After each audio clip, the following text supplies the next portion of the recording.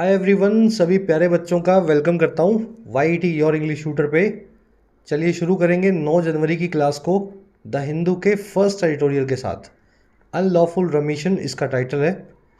Article लिखा गया गुजरात सरकार और सुप्रीम कोर्ट के बीच की रस्साकशी पे। कई मामलों में गुजरात सरकार ने अपराधियों का साथ दिया है, उनको सज़ा देने से मना किया है और सुप्रीम कोर्ट ने इन अपराधियों को सज़ा भी दी है और गुजरात सरकार को फटकार भी लगाई है। चलिए देखते हैं ये अपराधी कौन लोग थे। अपना क्विज देख लो पहले। आर्टिकल में जो सीखेंगे इस क्विज पे आपको अप्लाई करना है। क्वेश्चंस आपके सामने हैं, लगभग 7 क्वेश्चंस हैं। क्लोज टेस्ट, कॉम्प्रीहेंशन और ग्रामर तीनों आ गई इसमें। क्विज से क्लास के लास्ट में निपटेंगे, अभी क्लास पे फोकस करते हैं। आइए कुछ नया सीखते हैं।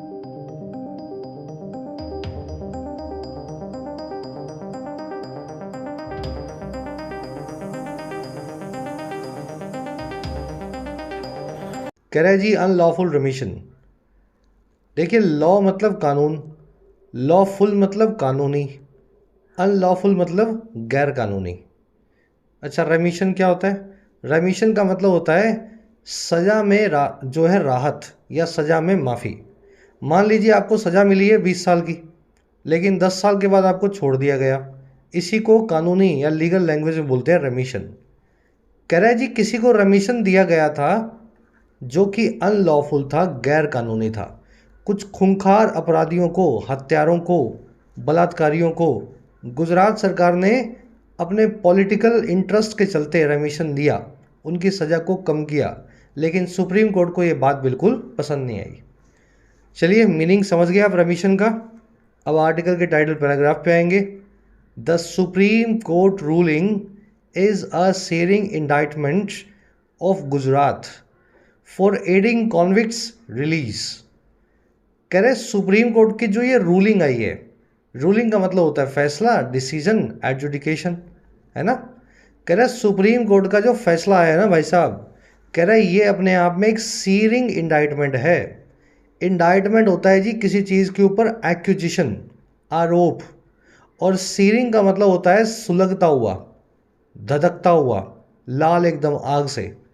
कह रहे सुप्रीम कोर्ट का फैसला अपने आप में एक इंडाइटमेंट है, एक आरोप है, सुलगता हुआ आरोप है सरकार पे गुजरात की। और आरोप किस चीज़ का? आरोप है एड करने का, मदद करने का, हेल्प करने का कई कॉन्विक्ट्स की रिलीज में, कई खूंखार हत्यारों अपराधियों की रिहाई में। समझ में आया सेंटेंस? सुप्रीम कोर्ट ने बोला कि आप गुजरात सरकार अपनी पावर को मिसयूज़ क्यों कर रही है, इतने खूंखार लोगों को छोड़ रही है, क्योंकि इसको लगता है कि पॉलिटिकली छोड़ना ठीक बात है।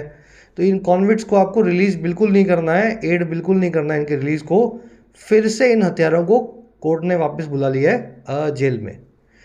रूलिंग सब्जेक्ट है, कोर्ट के फैसलों को बोलते हैं। इज इसकी वर्ब है। सीरिंग का मतलब होता है ऐसी चीज़ जो बड़ी सुलगती हुई हो, इसको स्कॉचिंग या हार्श भी बोलते हैं। गर्मियाँ होती है ना झुलसाने वाली, समझ पाए मेरी बात को? जिस चीज़ से आपको कुछ तपश लगे, कुछ झुलसाने जैसा फील हो, वो होती है सीरिंग या स्कॉचिंग। क्रिटिकल भी बोल सकते हैं, हार्श भी बोल सकते हैं। इंडाइटमेंट मैंने आपको समझा दिया, किसी पे आरोप, एक्यूजिशन किसी का चार्ज, एड करना यानी मदद करना। कॉन्विक्ट वो आदमी होता है जिसके ऊपर कोई आरोप हो और बाद में वो आरोप कोर्ट में प्रूव भी हो जाए। किसी पे आरोप लगा मर्डर का आरोप प्रूव हो गया, तो वो आदमी मर्डर के एक्यूज्ड से मर्डर का कॉन्विक्ट बन जाएगा। चलिए आगे बढ़े, आर्टिकल की वोकैब को देखेंगे। थोड़े भारी भरकम वर्ड्स हैं, लेकिन शुरू में एक साथ देख लोगे तो पढ़ते हुए आपको डिस्टर्बेंस नहीं होगी। क्लास को एक लाइक और एक शेयर जरूर से देना। टेलीग्राम ग्रुप को ज्वाइन करने के लिए आपको @योर इंग्लिश ट्यूटर टाइप करना है। टेलीग्राम में आपको ग्रुप मिल जाएगा। साथ ही YET ऐप पे आप तैयारी कर सकते हैं अपने एग्जाम्स की, चाहे SSC हो, डिस्क्रिप्टिव राइटिंग हो, UPSC का हो या बैंकिंग का हो। ऐप का लिंक कमेंट सेक्शन में दिया गया है। राइटिंग के कोर्स में आप सीख सकते हैं राइटिंग लगभग 60 से 70 घंटों में। फ़ायदा आप ले सकते हैं इस कोर्स का। UPSC के कोर्स में आप अपना मीडियम चेंज कर सकते हैं, किसी और लैंग्वेज से इंग्लिश में माइग्रेट कर सकते हैं। UPSC के सभी एस्पेक्ट्स कवर्ड हैं, answer writing, essay writing, descriptive writing, CSAT। SSC और बैंकिंग के कोर्स में आपको सारे वैरायटी के क्वेश्चन सोल्व करना सिखाया जाता है। 100 से 1.25 घंटों के कोर्सेज हैं, आप भरपूर अपनी प्रैक्टिस कर सकते हैं। कोई क्वेश्चन हो, क्वेरी हो, टीम का नंबर है WhatsApp, आप इस नंबर पे टीम से जुड़ सकते हैं वाया WhatsApp। चलिए वो कैप शीट अपनी थोड़ा जूम इन कर देता हूँ मैं। 6 वर्ड्स आज अपने पास। स्कॉर्चिंग से शुरू करेंगे। अभी बताया था आपको सीरिंग और स्कॉर्चिंग ऐसी चीज़ जो या तो बहुत गर्म हो या फिर बहुत ज़्यादा क्रिटिकल हो। बस दोनों तरीके से अगर कोई चीज़ आपको झुलसा सके, या तो अपनी गर्मी से या अपने अंदर के कड़ेपन से, तीखेपन से, तो उसको बोलते हैं सीरिंग या scorching. The comedian was famous for scorching satire in his jokes. ये कॉमेडियन बड़ा मशहूर था झुलसा देने वाले व्यंग के लिए अपने जोक्स में। उसका सटायर, उसका व्यंग इस तरह का था कि लोग झुलस जाते थे, समझ गए ना, बहुत जल जाते थे उसके जोक्स को सुन के। चलिए अगला वर्ड है मैसेकर। सब लोग जानते हैं इस वर्ड का मीनिंग मेरे ख्याल। मैसेकर होता है जी हत्याकांड, किसी बड़े स्केल पे लोगों का खून खराबा। कार्नेज और ब्लड शेड भी बोलते हैं। Civil wars often give birth to massacres. गृह युद्ध अक्सर हत्याकांडों को या फिर इस तरह के घटनाओं को जन्म देते हैं, बर्थ देते हैं, ठीक है, मैसेकर को। अब देखो मैसेकर के लिए कुछ और वर्ड्स भी हैं, जैसे कि आपने एक वर्ड सुना होगा जिनोसाइड। अब मेरे को एग्जैक्ट हिंदी मीनिंग इसका याद नहीं आ रहा। नरसंहार बोलते हैं इसको, जिनोसाइड को, है ना। बड़े स्केल पे किसी जाति विशेष के या किसी रेस के लोगों को मारना। और इसी के लिए वर्ड अंग्रेजी में पोग्राम। ये प्रोग्राम नहीं है, पोग्रोम है। पोग्रोम यानी नरसंहार। आज ये वर्ड आर्टिकल में देखेंगे। गुजरात के जो 2002 के दंगे हैं उनको गुजरात पोग्राम बोला जाता है, गुजरात नरसंहार बोला जाता है। चलिए अगला वर्ड है हमारे पास कैटेगोरिकल।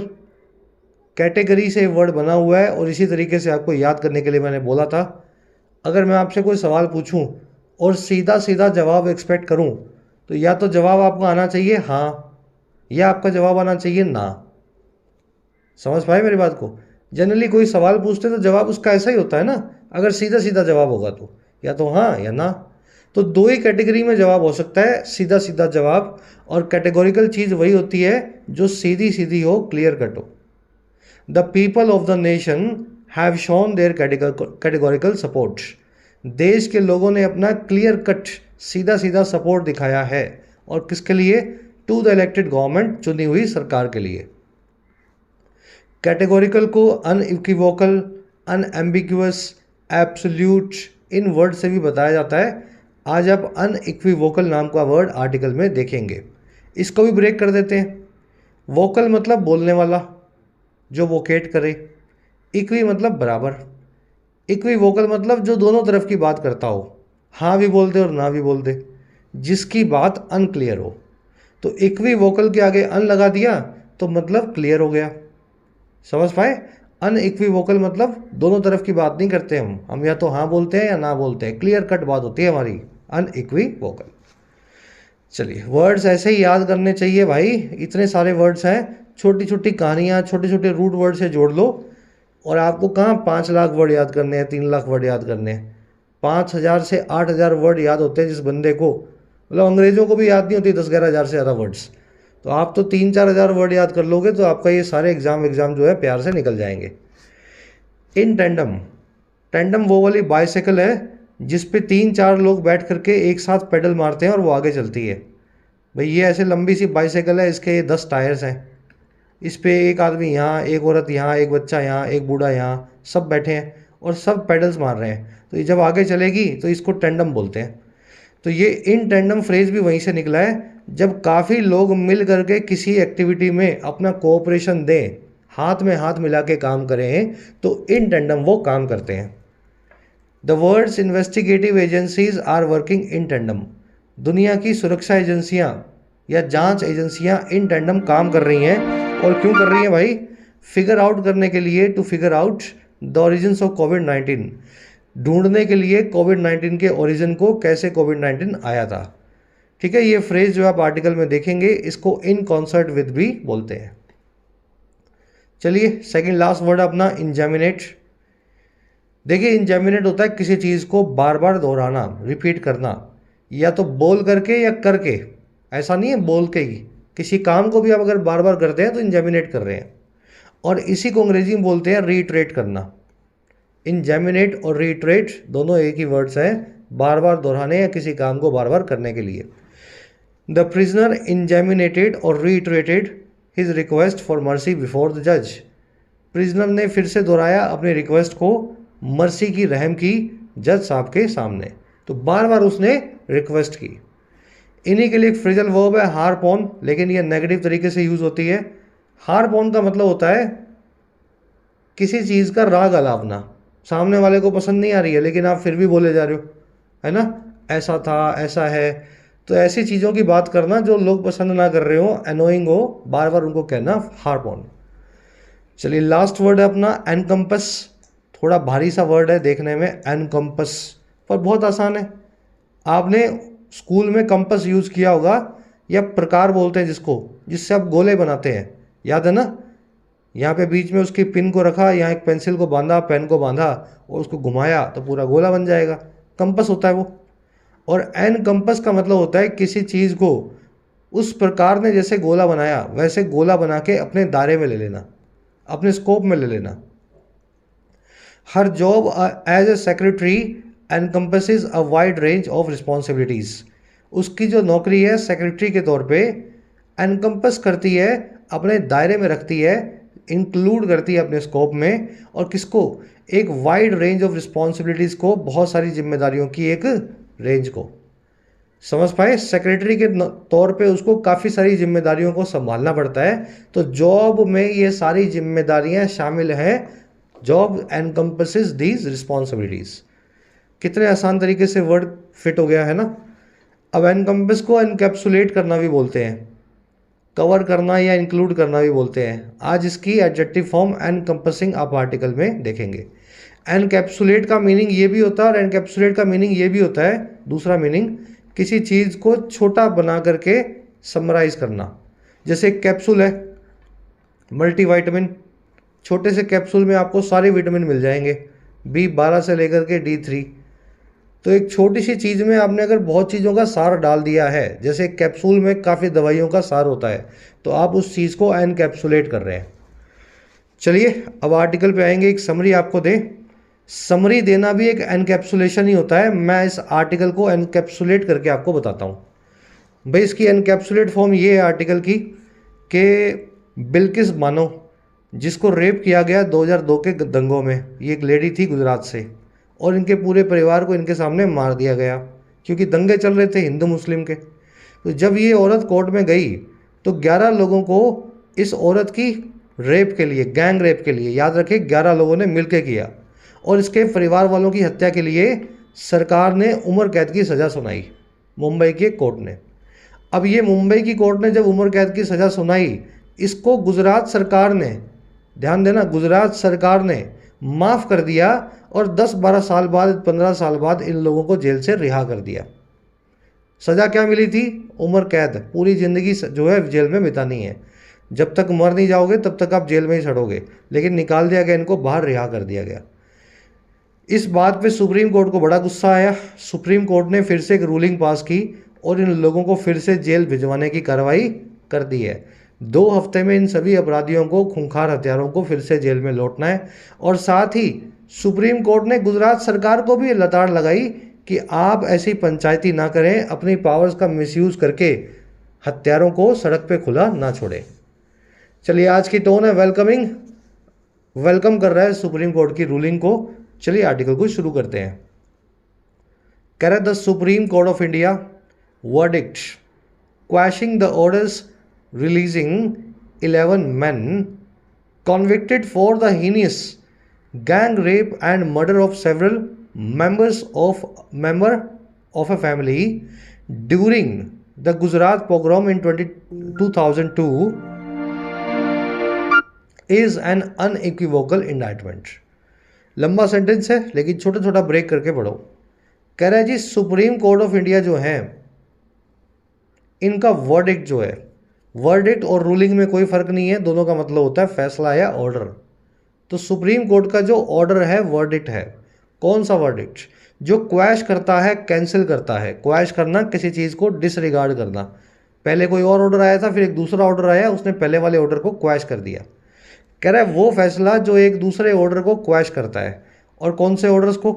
वो ऑर्डर्स जो रिहाई के थे इन 11 इंसानों के, और ये वही 11 लोग हैं जो कॉन्विक्टेड हैं, सजा याफ्ता हैं, जिनके ऊपर आरोप प्रूव हो गया है हीनस गैंग रेप का, बहुत ही गंदे गैंग रेप का। हीनस मतलब जिसके नाम से ही आपको नफरत हो, मॉन्स्टर्स हो, जो एकदम शैतानी हो।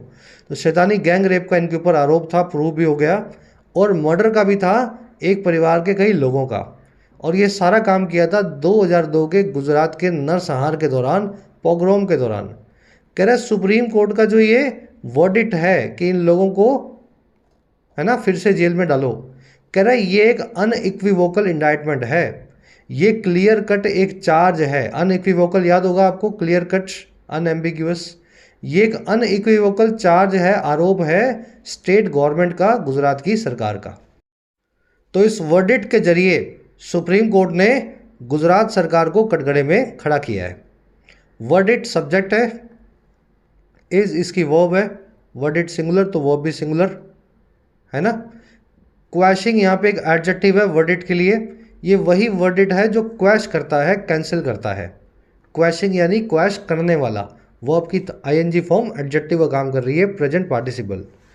हीनस, अबोमिनेबल, ऐसी चीज़ जो बहुत गंदी हो, मॉन्स्टर्स हो, बहुत शैतानी हो, ये गैंग रेप बिल्कुल एक हीनस गैंग रेप होगा। पोग्राम नरसंहार को बोलते हैं।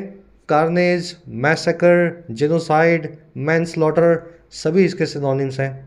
अनइक्विवोकल जो क्लियर कट हो, कैटेगोरिकल हो, अनएम्बिगुअस हो, जो साफ साफ हो, जिसमें कोई भी कन्फ्यूजन की गुंजाइश ना हो। अब समझ आया ना सेंटेंस? ऐसे आपको देखना है। सब्जेक्ट वर्ब जरूर मिलाना है, वर्डिक्ट की वर्ब इज है। अगर आपको ये नहीं पता लगा तो ये सेंटेंस का मीनिंग कभी नहीं निकाल पाओगे। और ये पता कैसे लगेगा? ये पता लगेगा इन क्लासेस को देख करके, रोज सब्जेक्ट वर्ब मार्क करके लाते हैं आपके लिए, है ना। सेंटेंस को ब्रेक करोगे तब भी आएगा। सैटरडे को कभी कभी ब्रेकिंग की क्लास करवाता हूँ, पुरानी क्लासेस भी चला लेना, ब्रेक करके आप जो है सब्जेक्ट वर्ब निकाल सकते हैं। कह रहे the man had been sentence to life by a sessions court in Mumbai. कह रहे ये 11 लोग जो हैं, मैन जो हैं, अब देखो मैन की फुल जो है प्लूरल फॉर्म है मैन, MEN। कह रहे 11 आदमी जो है इनको सेंटेंस किया गया था, पैसिव वॉइस में सजा दी गई थी टू लाइफ, यानी कि उम्र कैद की। सेंटेंस टू लाइफ करना किसी को उम्र कैद देना, सेंटेंस टू डेथ करना किसी को मौत की सज़ा देना, सेंटेंस टू 10 ईयर्स करना किसी को 10 साल की सज़ा देना। तो कह रहे इन 10 आदमियों को, 11 आदमियों को सेंटेंस टू लाइफ किया गया था, पैसिव वॉइस में उम्र कैद दिया गया था मुंबई की एक सेशंस कोर्ट के द्वारा। और कब?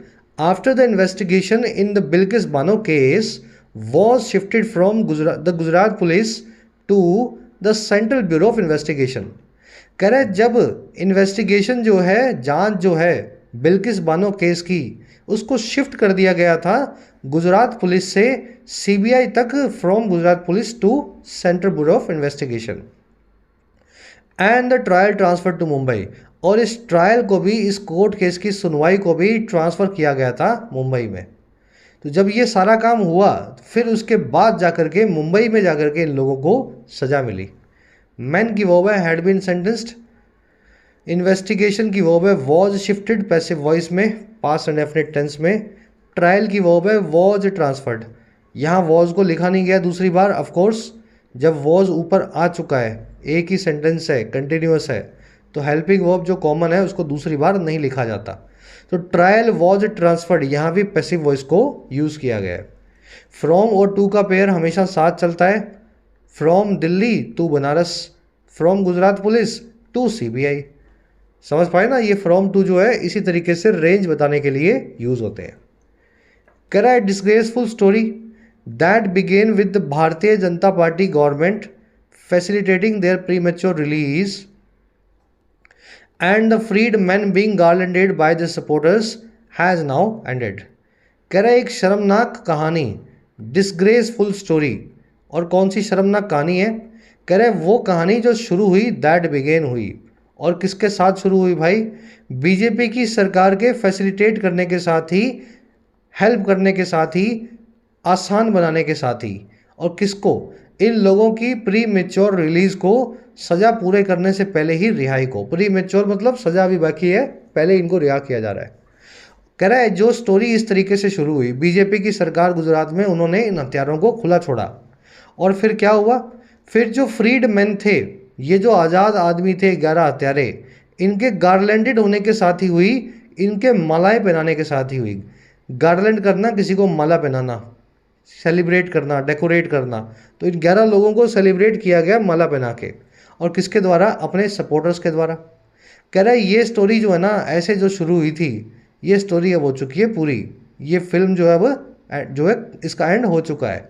और कैसे एंड हुआ इस फिल्म का, विद लगा के बता रहा है, with the court directing them to return to prison with in 2 weeks. ये सारा काम हो रहा है साथ ही कोर्ट के डायरेक्ट करने के, इन हत्यारों को फिर से लौटने का प्रिजन या जेल की तरफ 2 हफ्तों में, विद इन 2 वीक्स। तो सारे ये जो सेटिंग थी, सारी सेटिंग खराब हो गई सरकार की, गुजरात सरकार की। कोर्ट जिन जिन लोगों को सरकार ने छुड़वाया था, कोर्ट ने बोला 2 हफ्ते में ये लोग हमें फिर से जेल में चाहिए। चलिए, स्टोरी जो है सब्जेक्ट है, हैज़ नाउ एंडेड, इसकी वर्ब है, दैट आया स्टोरी के लिए, दैट की वर्ब है बिगेन। गार्लैंड करना, माला फैलाना। डिसग्रेसफुल यानी बहुत ख़राब, शर्मनाक, एम्बैरेसिंग। फैसिलिटेट करना यानी किसी चीज़ को आसान बनाना, फैसिलिटी दे करके। जैसे मैं इस चैनल के थ्रू और इन क्लासेस के थ्रू फैसिलिटेट कर रहा हूँ आपकी इंग्लिश की तैयारी को, आसान बना रहा हूँ, या तैयारी में हेल्प कर रहा हूँ आपकी अंग्रेजी के सेक्शन में। समझ गए ना, फैसिलिटेट करना, फैसिलिटी देके किसी चीज़ को आसान बनाना। चलो बढ़े आगे। गार्लैंड क्या होती है, फूल माला। कह रहा the verdict is based on the ground that Gujarat did not have any jurisdiction. ये जो सुप्रीम कोर्ट का फैसला है, वर्डिक्ट है, ये बेस्ड है, आधारित है इस ग्राउंड पे, इस आधार पे, दैट वो ये कि गुजरात सरकार का कोई अधिकार क्षेत्र, कोई जुरिस्डिक्शन था ही नहीं। अच्छा, किस चीज़ का, to decide on granting remission to convicts sentenced in Maharashtra, कि वो डिसाइड ऑन करे इस चीज़ पे कि ग्रांट करना है या नहीं करना, डिसाइड ऑन ग्रांटिंग। और क्या, सज़ा में रिहाई या माफ़ी या रेमिशन इन कॉन्विक्ट्स को, इन सज़ा याफ्ता क्रिमिनल्स को जो सेंटेंस थे, जिनको सज़ा मिली थी महाराष्ट्र में। भाई सज़ा दी है मुंबई ने और रिहा करवा रही है अहमदाबाद पुलिस, तो कोर्ट ने ये बोला कि रिहाई गलत है या सही है बाद में देखेंगे, पहले तो इनको जेल में भेजो। गुजरात पुलिस का, गुजरात सरकार या स्टेट गवर्नमेंट का कोई अधिकार क्षेत्र ही नहीं है मुंबई में जिस आदमी को सज़ा मिली हो उसको रिहा करवाने का। मुंबई की सरकार देखेगी, वहाँ की अदालत देखेगी, अगर रिहा करना भी है तो आप बीच में कैसे आए। वर्डिक्ट जो है सब्जेक्ट है, वर्डिक्ट फैसले को बोलते हैं, एज इसकी वर्ब है, गुजरात की वर्ब है डिड नॉट हैव। जूरिस्डिक्शन, अगर ये वर्ड आपको नहीं पता तो समझा दें, अधिकार क्षेत्र को बोलते हैं, वो वाला एरिया, वो वाला डोमेन जिसमें आपके राइट्स हैं फैसला लेने के या किसी काम को करने के। इसको गवर्नेंस अथॉरिटी भी बोल सकते हैं, क्योंकि आपका अधिकार क्षेत्र ही आपकी अथॉरिटी है, आपका है ना, पावर है।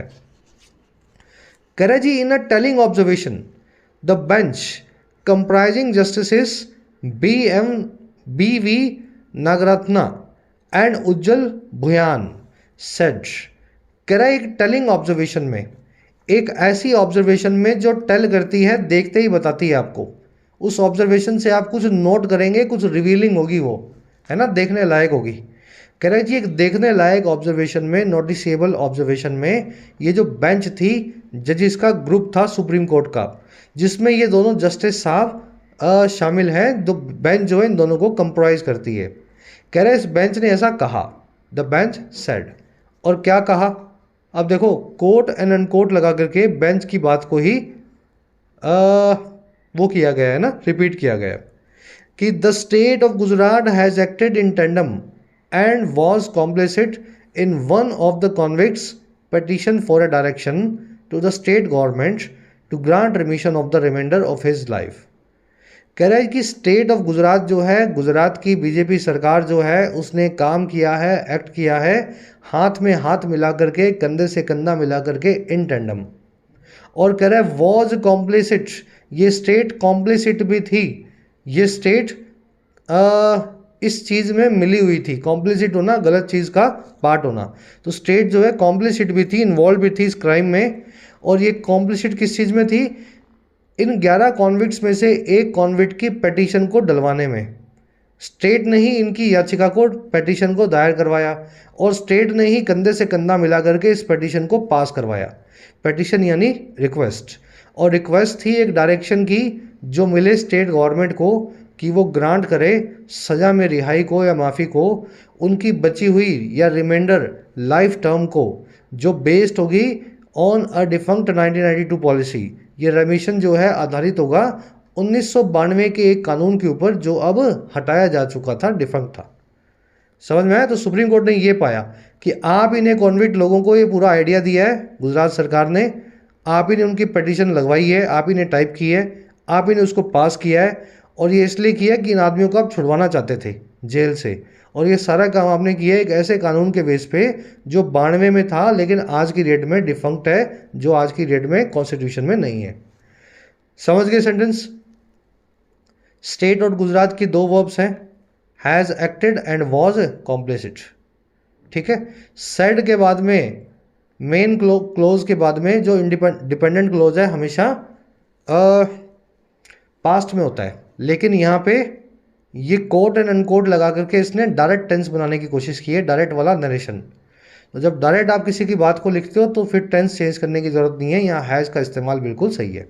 अगर ये मैं कोट अनकोट निकाल दूँ ना तो फिर हैज़ की जगह पे यहाँ पे मुझे हैड लगाना पड़ेगा। नरेशन के रूल्स याद है ना? प्रेजेंट टेंस को पास्ट में, पास्ट को परफेक्ट में आप चेंज करते हैं। चलो, इन टेंडम यानी हाथ से हाथ मिला करके, कंधे से कंधा मिला के, क्लोज कोऑपरेशन में। कॉम्प्लिसिटी होना, किसी क्राइम में इन्वॉल्व होना।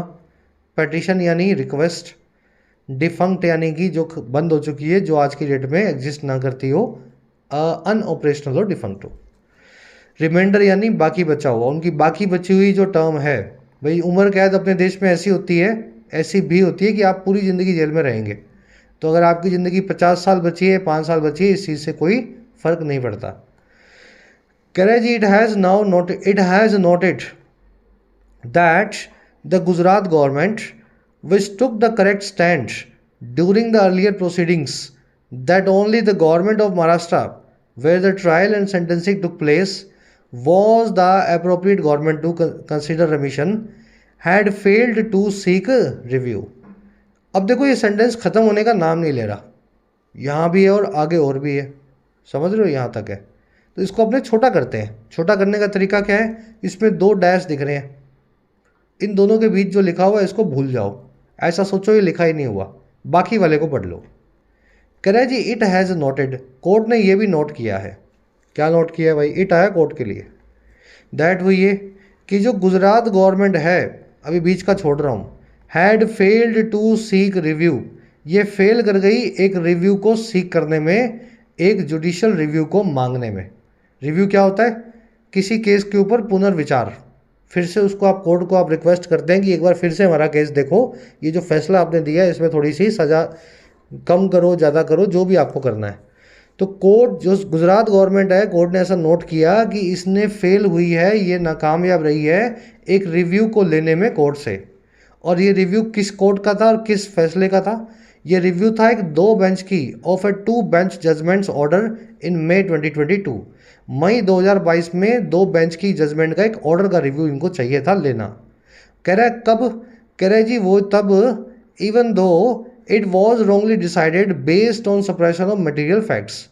कह रहा है कि यहाँ तक कि जब इस चीज़ को डिसाइड किया गया था मई 2022 में, गुजरात की हाई कोर्ट के एक जजमेंट में डिसाइड किया गया था आधार पे based suppression of material facts के। मटेरियल फैक्ट मतलब इसेंशियल इंफॉर्मेशन, ऐसे फैक्ट जो केस में मटेरियल का काम करें, जो ज़रूरी है केस की सुनवाई के लिए। और सप्रेशन का मतलब होता है किसी चीज़ को दबाना, छुपाना या अपने पास बनाए रखना ताकि उनका यूज़ ना हो पाए। तो मई 2022 में हाई कोर्ट ने कुछ फैसला दिया था, लेकिन उस फैसले में फैक्ट्स अधूरे थे। लेकिन ये फैसला गुजरात गवर्नमेंट को बड़ा पसंद आया। गुजरात गवर्नमेंट ने इसका रिव्यू नहीं लिया और गुजरात गवर्नमेंट ने इसी फैसले को बिना बनाते हुए इन 11 लोगों को रिहा कर दिया। तो सुप्रीम कोर्ट ने देखा है और नोटिस किया है इस चीज़ को कि गुजरात गवर्नमेंट ने कैसे बदमाशी की है। अब देखो बीच में एडिशनल इन्फॉर्मेशन दे रहा है गुजरात गवर्नमेंट के बारे में ही। कह रहा है ये हमेशा से बदमाश नहीं थी। कह रहा है ये वही गवर्नमेंट है जिसने करेक्ट स्टैंड भी लिया था, एक वक्त पे ये सही जगह भी खड़ी थी अर्लियर प्रोसीडिंग्स के दौरान, शुरुआती सुनवाई के दौरान इस केस की, और ये इनका स्टैंड ये था कि सिर्फ और सिर्फ स्टेट ऑफ महाराष्ट्र जो है, गवर्नमेंट ऑफ महाराष्ट्र जो है, जहाँ पे ये ट्रायल हुआ है, केस की सुनवाई हुई है और जहाँ पे सेंटेंसिंग भी दी गई है, जहाँ पे सज़ा भी दी गई है, वही अप्रोप्रिएट गवर्नमेंट है, वही सही सरकार है इस केस को, रेमिशन को कंसीडर करने के लिए, इस केस में सज़ा माफ़ी को जो है मानने के लिए। तो ये गुजरात गवर्नमेंट पहले तो ये बोलती थी हम कैसे सज़ा माफ़ी देंगे, हम तो दे ही नहीं सकते। कह रहा है तब ये सही थी, तब ये बिल्कुल सही कर रही थी, लेकिन लास्ट में मौका देख के जब इन्होंने चौका मारा, जब बाद में एक गलत फैसला जो है सुप्रीम हाई कोर्ट का गुजरात गवर्नमेंट का आया, जिन पे इन 11 लोगों को छोड़ दिया गया, इनको जो है पैरोल मिल गई, उस फैसले पे गुजरात गवर्नमेंट ने रिव्यू नहीं मांगा। अगर ये रिव्यू मांगते, सही मटेरियल कोर्ट को लाके देते, तो इन 11 लोगों को कभी जेल से छोड़ना ना पड़ता। यहाँ आकर के गुजरात गवर्नमेंट चुप्पी मार गई और चुपचाप इनको बाहर निकलवा के मतलब छुड़वा लिया।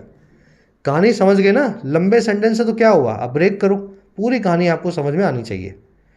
चलिए अब सब्जेक्ट वर्ब मिला लो। देखो गवर्नमेंट जो है इसकी वर्ब है had failed, the court has noted the government had failed. Which आया सरकार के लिए, वर्ब है इसकी टुक।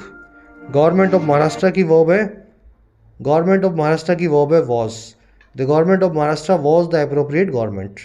ट्रायल एंड सेंटेंसिंग की वर्ब है took place.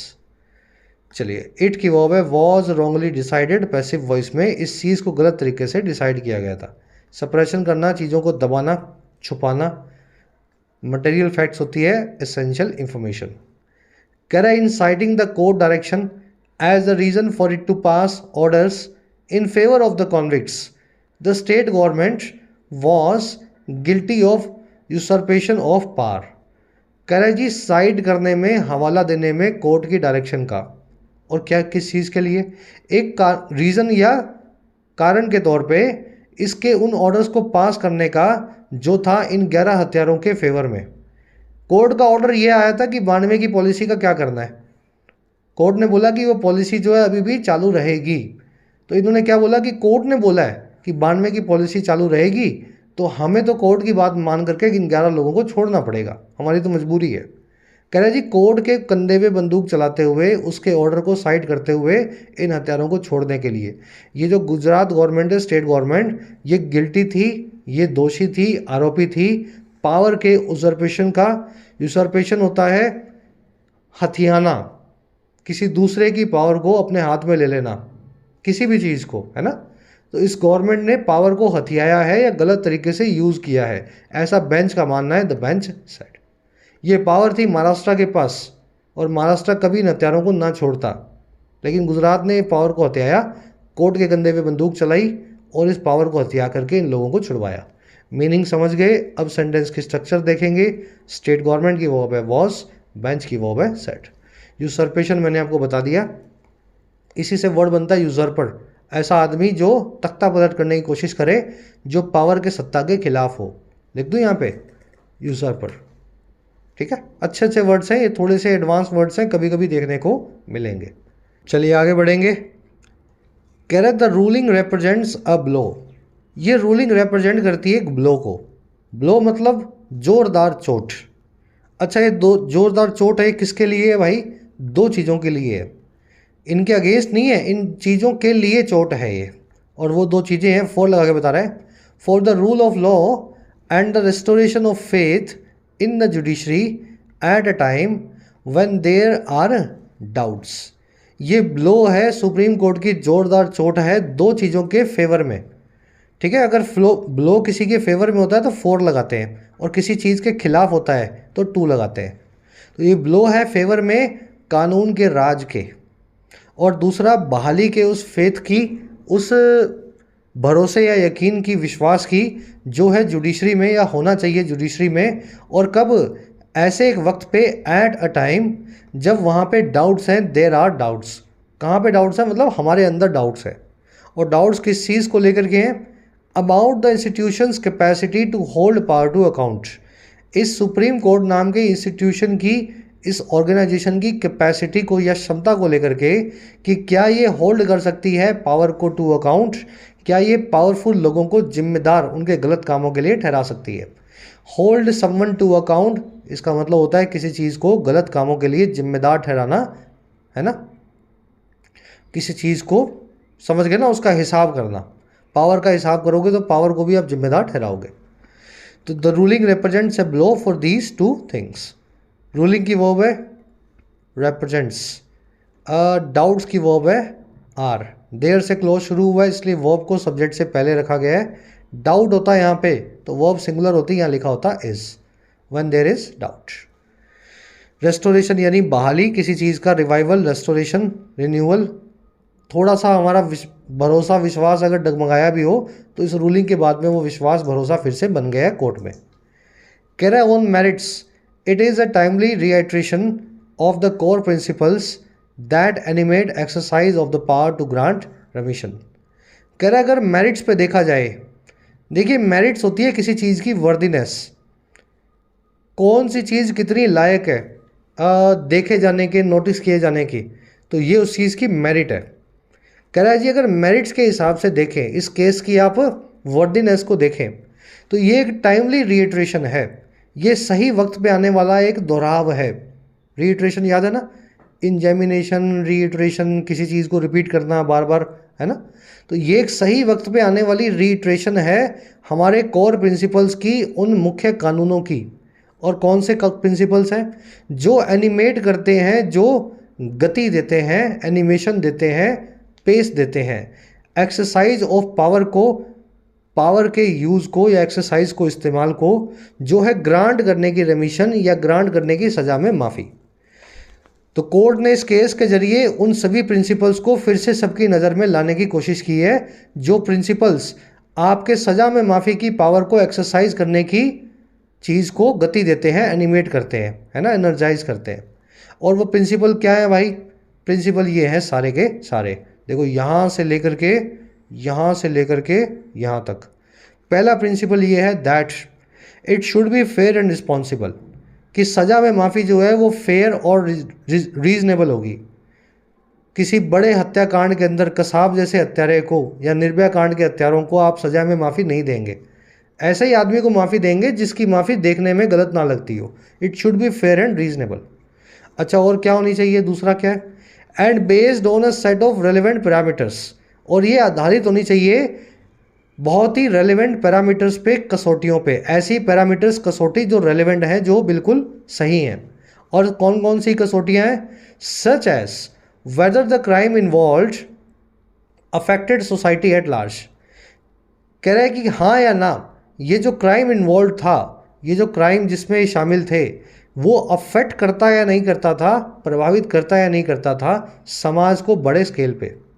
And whether the convict retain the potential, और क्या वो कॉन्विक्ट जो है, सज़ा याफ्ता क्रिमिनल जो है, उसमें आज भी वो पोटेंशियल बनी हुई है, वो क्षमता बनी हुई है कमिट करने की इसी तरह के और क्राइम्स को। और इज़ कैपेबल ऑफ रिफॉर्म, क्या वो कॉन्विक्ट कैपेबल है, इस चीज़ के लिए सक्षम है कि वो सुधार कर सकता है, अपने अंदर रिफॉर्म कर सकता है। तो ये सारे जो है ना पैरामीटर देखने चाहिए, तभी आप किसी को सज़ा में माफ़ी दें। देखने में बुरा ना लगे, बहुत गंदे काम की सज़ा में माफ़ी कभी ना दें। और पैरामीटर इस तरह की हो कि वो काम समाज को बहुत बड़े तौर पे प्रभावित ना करता हो, तभी उसको सज़ा माफ़ी मिले। और वो कॉन्विक्ट ऐसा हो जिसको छोड़ने पे वो फिर से रेप ना करे, फिर से मर्डर ना करे, आपको इस बात का भरोसा हो। और आप देख भी पा रहे हो कि ये कॉन्विक्ट सुधर चुका है, इसमें रिफॉर्म आ चुका है। ये सारी चीज़ें जब पूरी होती हैं तब किसी को 10-5 साल की सज़ा माफ़ी मिलती है। अब समझ गए सेंटेंस? सब्जेक्ट वर्ब मिला लेना, आपके सामने रखे हुए हैं, ठीक है।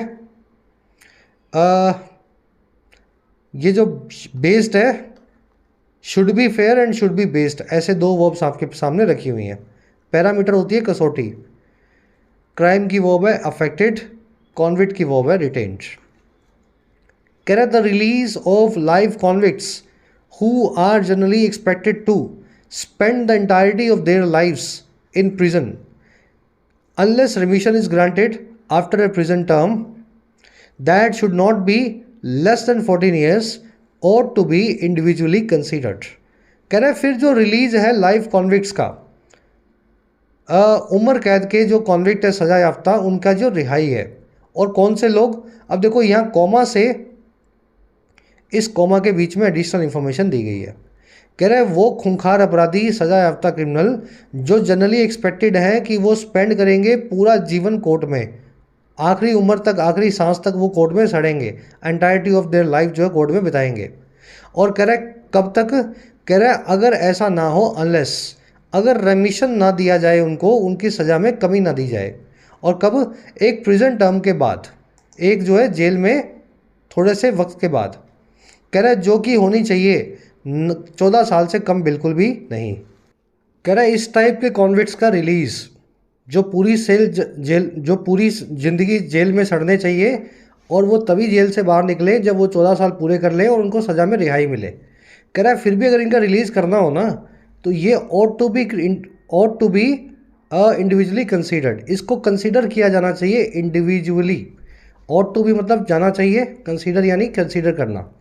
And not part of any omnibus gesture without regard to the impact of their freedom on the victims, survivors and society।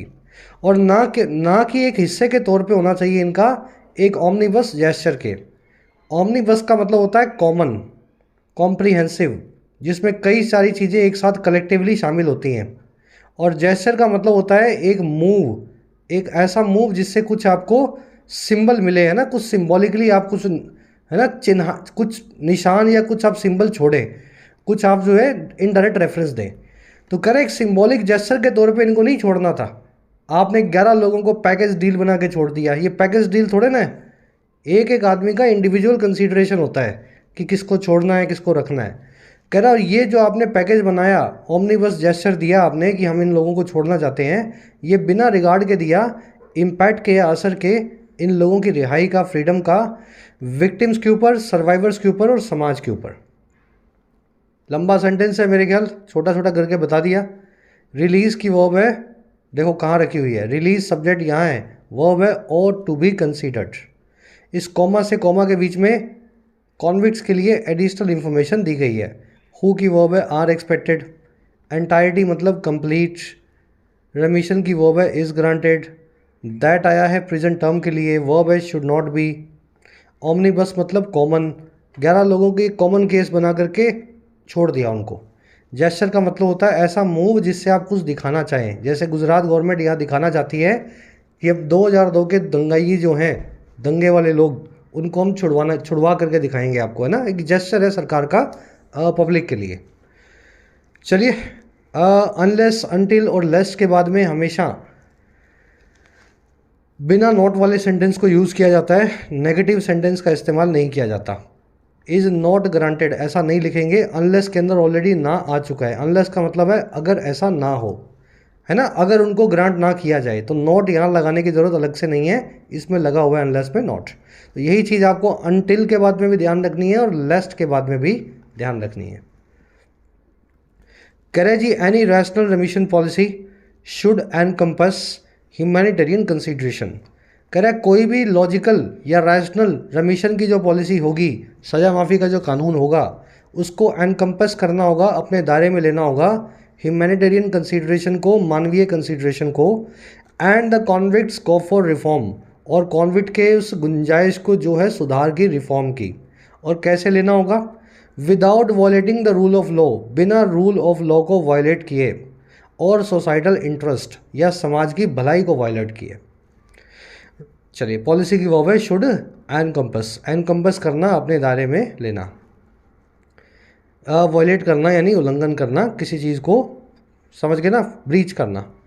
In this case none of the conditions for remissions were met. कह रहे इस case में कोई भी condition जो थी रेमिशन की वो मीट नहीं हुई। ऊपर जो 10-12 कंडीशंस, 5-6 कंडीशंस बताई थी, इनमें से एक भी कंडीशन मीट नहीं करती है। नन की वर्ब है वॉज मेट। चलिए रैप अप करेंगे। छोटा सा ग्रामर कॉन्सेप्ट है, देख लो। ये अनलेस वाले पे आज एक क्वेश्चन बनाया है और दूसरा क्वेश्चन बनाया है इस पे। कॉन्सेप्ट ये कहता है कि अगर दो चीज़ों में से एक चीज़ निकालनी हो, पॉजिटिव तरीके से या नेगेटिव तरीके से, आप कहना चाहें कि इन दोनों में से एक या इन दोनों में से एक भी नहीं, तो पॉजिटिव के लिए ईदर का इस्तेमाल करें, नेगेटिव के लिए नीदर का। लेकिन अगर चीज़ें आपके पास दो से ज़्यादा हों और फिर उनमें से एक निकालनी हो, तब पॉजिटिव के लिए एनी का और नेगेटिव के लिए नन का। सिंपल कॉन्सेप्ट है, इसका स्क्रीनशॉट ले लो, याद रखोगे इसको हमेशा। क्वेश्चंस आपको दिखा रहा हूँ। The department is yet to respond to either या any of our 5 RTI applications. Department अभी भी बाकी है रिस्पॉन्ड करना, प्रतिक्रिया देना हमारी 5 RTI एप्लीकेशंस में से किसी भी एप्लीकेशन के लिए। 5 में से किसी के लिए भी, किसी भी एक के लिए भी उसको अभी तक रिस्पॉन्ड करना बाकी है। तो 5 में से एक निकालना है, पॉजिटिव तरीके से रिस्पॉन्ड करने की बात हो रही है। तो इस केस में आप इस्तेमाल करेंगे ईदर का, नहीं एनी का। समझ पाए मेरी बात को? जब 5 है, 2 से ज़्यादा हैं, उनमें से एक निकालना है, तो एक निकालने के लिए एनी का यूज़ होगा। अगर 2 ही होती, 2 RTI होती, तो यहाँ पे ईदर लगाना पड़ता। ठीक है। The people did not vote for either या एनी ऑफ द 2 पार्टीज। लोगों ने वोट किया ही नहीं दोनों में से किसी भी पार्टी के लिए। अब 2 ही पार्टियाँ हैं, तो यहाँ पे ईदर का इस्तेमाल बिल्कुल सही होगा। दिमाग में बैठ गया कॉन्सेप्ट? चलो, वैसे नीदर और नन का यूज़ करना है।